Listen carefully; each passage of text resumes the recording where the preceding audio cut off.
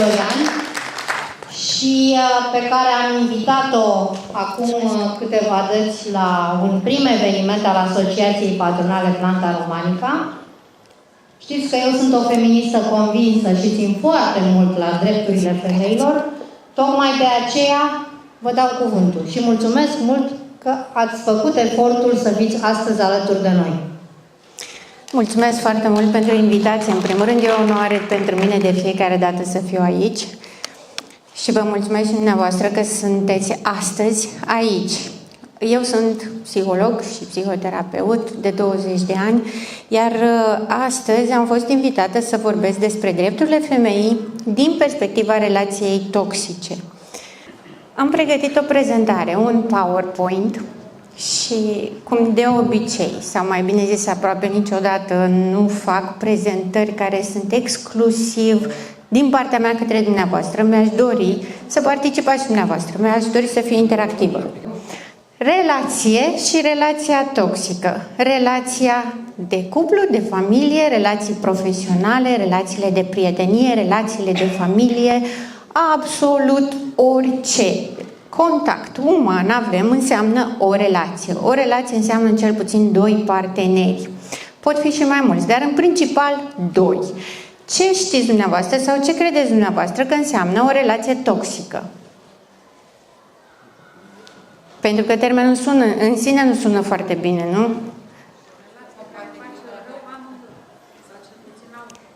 Da, așa este. Mai zicea cineva? Și compatibilitatea este un aspect important. Pe de altă parte, atunci când vorbim despre toxicitate, avem în vedere, cum a spus și doamna, răul. Adică, cel puțin unul dintre cei doi face rău celuilalt. Vorbim despre relația toxică nu din perspectiva intenționalității, deși se întâmplă de multe ori să existe și intenționalitatea. Însă, în mod special, avem o relație toxică atunci când tipul de relație dintre cei doi parteneri nu este satisfăcătoare, hrănitoare, adică partenerii, prin relația pe care o au, nu reușesc să evolueze, să progreseze. Se simt blocați, se simt triști, frustrați, captivi și tot ce ține pe zona aceasta până la zona de rănire. Acum, pentru că astăzi avem în vedere și drepturile femeii pe PowerPoint, am adus în vedere și zona de legislație, pentru că este trecut în lege abuzul psihic, emoțional, nu doar fizic, pentru că într-o relație abuzivă, în primul rând, stabilim nivelul de agresivitate psihică și emoțională. Ce știți dumneavoastră că înseamnă abuz psihic? Nu știe nimeni? Ce credeți că înseamnă? Starea pe care ți-o produce cineva prin ceea ce ți induce, prin fapte, vorbe, acțiuni sau chiar și inacțiuni. Da, da. Avem în vedere abuzul psihic atâta timp cât avem o constrângere, o limitare a drepturilor personale. Iar aici este valabil atât pentru bărbați cât și pentru femei, pentru că, deși s-a vehiculat foarte mult că, în general, bărbații sunt cei care abuzează, sunt și foarte multe femei care abuzează. Suntem undeva 50%. Deși nu ne place să auzim asta sau să recunoaștem asta, este inevitabil, pentru că suntem împreună cu toții. Bun, spuneți, vă rog. Da, abuzul psihic înseamnă atunci când cineva nu-mi dă voie să am propriile mele idei, când nu-mi dă voie să cred, când nu-mi dă voie să-mi fac speranțe, să-mi fac dorințe, să planific, să iau decizii, să-mi spun părerea și în anumite situații să am ultimul cuvânt. Aici cu ultimul cuvânt este foarte mult de discutat, pentru că în general există în relație raportul acesta de supremație, de dominare și putere. Cine decide, cine se supune. Dar în raportul de dominare și putere trebuie să avem în vedere cum anume se face, pentru că în toate relațiile, desigur, oricât ar fi parteneriatul de sănătos, tot există această diferențiere în care uneori ia unul deciziile, uneori le ia celălalt și depinde pe ce. Pentru că devine abuzivă o relație în momentul în care altcineva decide pentru mine împotriva dorinței mele sau cu ceva ce nu mă reprezintă și trebuie să mă transform ca să mă reprezinte. Mă bucur că a venit și PowerPoint-ul. Am adus în vedere ca să vedeți astăzi, legat de violența în familie, legea care specifică acest lucru. Avem abuzul fizic, care este caracterizat de relația toxică. Avem abuzul sexual, despre care se vorbește foarte puțin, chiar dacă este reglementat în lege. Avem violul conjugal și cred că nu. E bine, avem violul conjugal, simptomele abuzului sexual, pentru că aș vrea să le precizez ca să fie cât mai clar, pentru că de multe ori victimele abuzului sexual și ale violului conjugal niciodată nu spun asta. Nu spun că au fost violate, nu spun că au fost abuzate sexual. Consideră că este natural și normal atâta timp cât ești într-o relație de cuplu sau de parteneriat să prestezi relații sexuale chiar dacă nu vrei sau într-o anume manieră care nu te reprezintă. Efectele, și aș vrea să le dezvoltăm și pe acestea. Abuzul, diferența dintre un abuz normal care este specificat în lege, impropriu spus abuz normal, pentru că abuzul este abuz și atât, dar diferențiat în abuzul psihic și abuzul emoțional, tipurile de abuz psihic, pentru că spuneam mai devreme ce înseamnă abuzul psihic. Avem ca metode critica, deprecierea, victimizarea sau proiectarea sentimentului de vinovăție, controlul care este direct, n-ai voie să suni, n-ai voie să vorbești la telefon de față cu mine sau arată-mi telefonul să văd cu cine ai vorbit.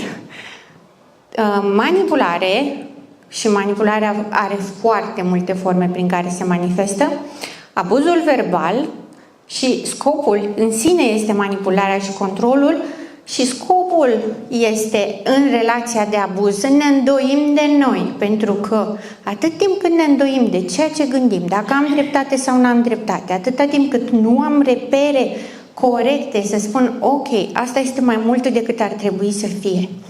Pe principiile, miturile de societate, de familie, de rolul femeii, rolul bărbatului, avem tendința să zicem, hai, de data asta, poate nu e așa cum zic eu, lasă trece.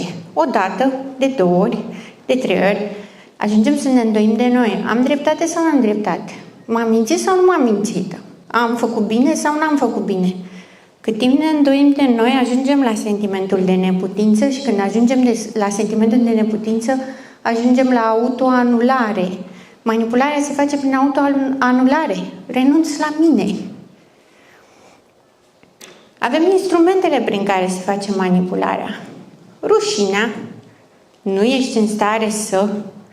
Culpabilitatea. Întotdeauna este vina ta. În relația toxică o să auziți tot timpul este vina ta. Nu contează de la ce a plecat cearta, de la ce a plecat contradicția, de la ce s-a ajuns la o stare neplăcută emoțională, întotdeauna o să spune este vina ta. Tu mai poți să-ți fac asta.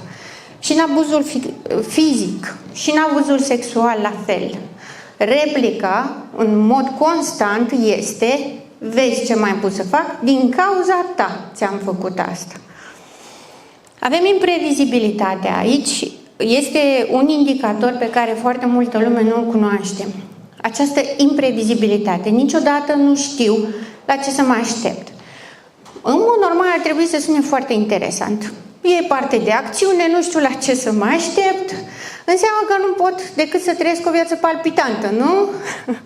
Nu este chiar așa, pentru că imprevizibilitatea presupune și apariția schimbărilor bruște și drastice, inexplicabile de bună dispoziție sau de dispoziție. Nu știu niciodată la ce pot să mă aștept dacă am făcut bine sau nu am făcut bine. Și atitudinea este ca acel cățel care este bătut din gând în gând și nu știe despre ce este vorba și stă și așteaptă să vadă. Am făcut bine, n-am făcut bine. Și de cele mai multe ori replica este că n-a făcut bine. Izbucnirile puternice emoționale sunt ca un fel de tantrum la adulți. Dacă un copil mic începe și zbiară brusc, se tăvălește pe jos, dă din mâini și din picioare, la adulți este legat de o violență verbală. Nu neapărat că înjură, dar țipă, ridică tonul, pleacă, trântește ușa, răspunde, evită să răspundă la întrebări sau evită să spună ce se întâmplă. Nu vrea să spună, efectiv. Se numește și tratamentul tăcerii.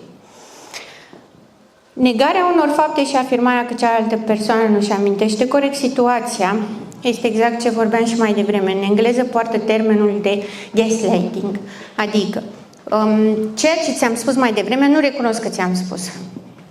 Tu îmi spui că te-a durut ce am zis mai devreme. Eu spun că nu e adevărat, eu n-am spus asta și ești fraieră dacă te doare.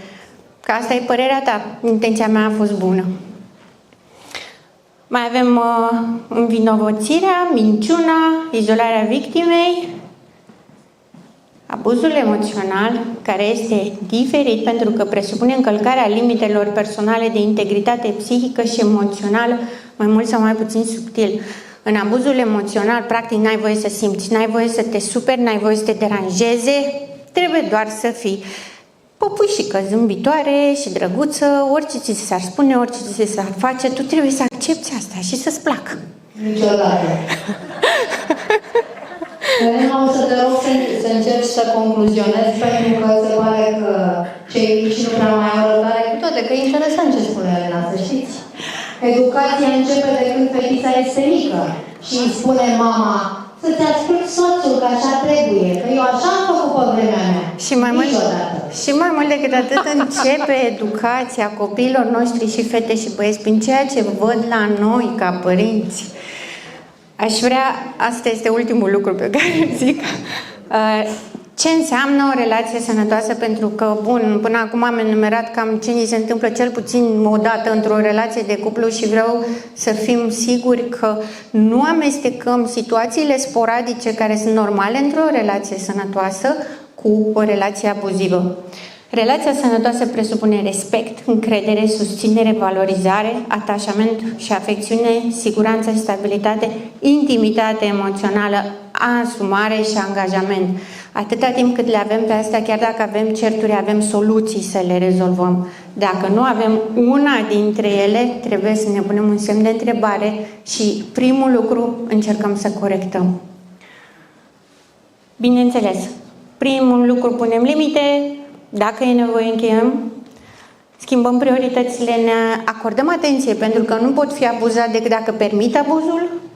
Avem apelarea la profesioniști, dacă nu știu cum să fac asta și nu știu de ce mi se întâmplă, avem autoritățile dacă este cazul, desigur. Nimeni nu merită abuzul, chiar nimeni, în nicio condiție. Și aș vrea ca asta să fie ultimul lucru pe care îl zic astăzi aici. Vă mulțumesc foarte mult, vă mulțumesc că ați fost alături de mine. Vă mulțumesc.